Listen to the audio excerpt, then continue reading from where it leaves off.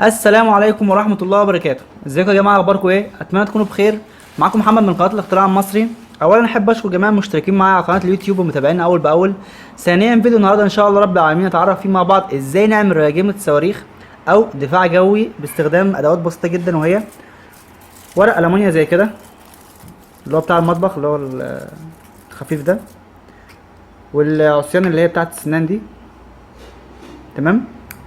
وهنحتاج لكبريت، علبة كبريت، والعصيان الخشب اللي هي بتاعت الايس كريم دي هنحتاج منها 5 فقط لا غير. كل ده اللي احنا هنحتاجه، ومع مسدس الشمع او صباع شمع اللي هو السيليكون.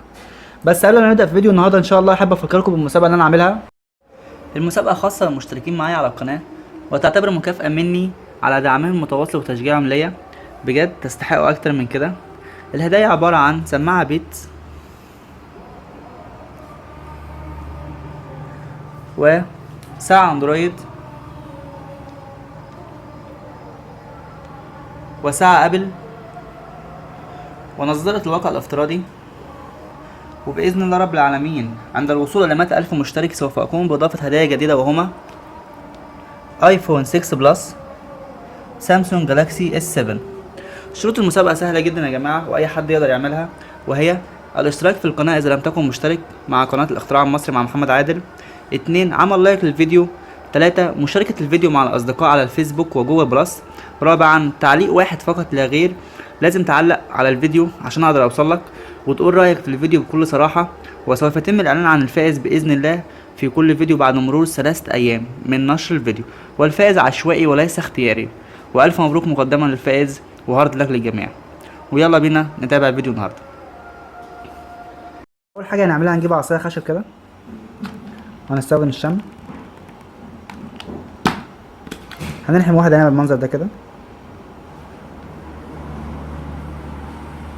تمام. والتانية قصادها هنا.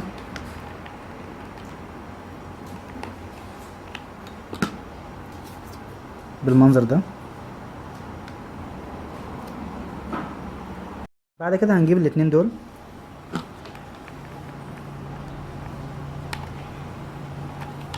هنلزقهم بالمنظر ده،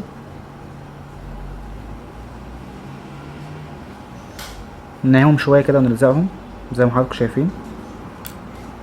يبقى هنلحم التانية نفس النظام، هنلزقها نفس النظام كده. تمام.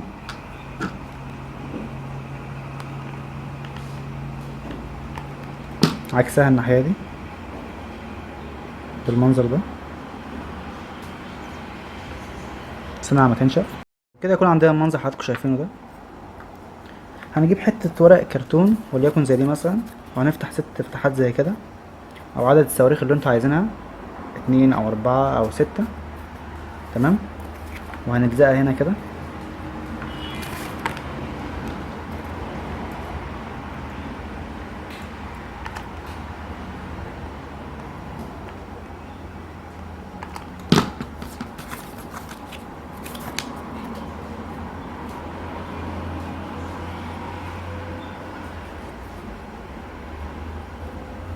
زي ما حضراتكم شايفين. طيب وبكده نكون لحمنا الكرتون، لحمناه زي ما حضراتكم شايفين، يبقى عندنا المنظر ده. طيب نعمل الصواريخ بقى. هنجيب ورق الألمونيا كده،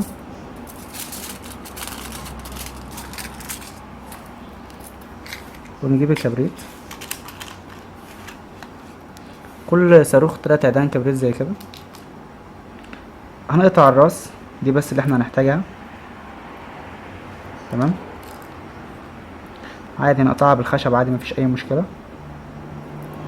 ولو اتفضت معانا زي كده نشيل الخشب نرميه.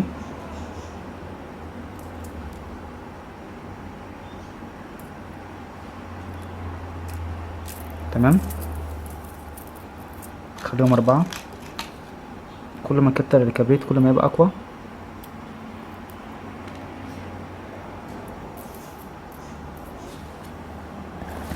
طيب بعد كده هنحتاج لأنبوبة قلم زي كده او مفك عشان نلف عليه الورق الألمونيا بالمنظر ده. هنجيب الكبريت هنا بالمنظر ده كده، ونجيب خلة السنان دي نحطها هنا ونكمل لف كده.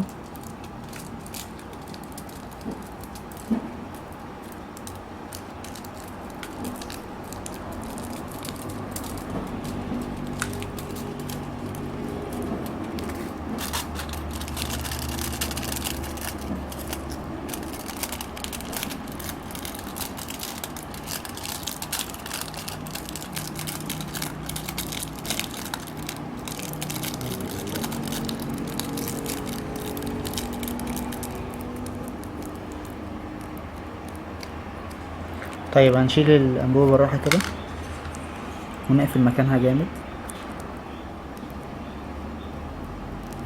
كده لحد ما نوصل للكبريت. تمام. نحط الخلة تاني،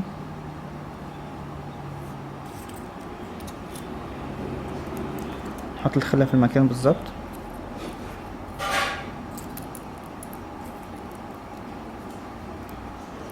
ونقفل عليها كويس.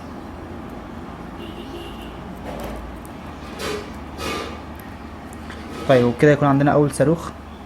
هنكمل يا جماعه عدد الصواريخ بالمنظر ده كده. طيب وبكده اكون عملت 4 صواريخ زي ما حضراتكم شايفين. تمام. نحطهم هنا بقى كده. تاني، تالت،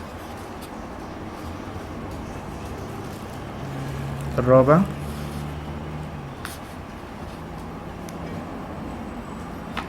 واصبح عندنا الراجمة حضراتكم شايفينها دي. وبكده بقى عندنا المنظر حضراتكم شايفينه ده، وفضل التجربة فقط لا غير. طيب نجرب مع بعض ونسمي الله.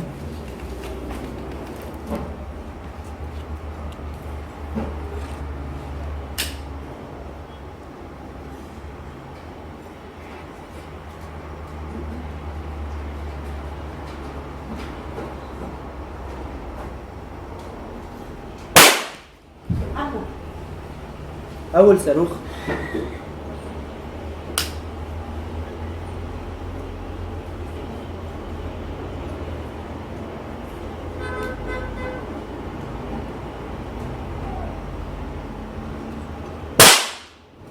تاني،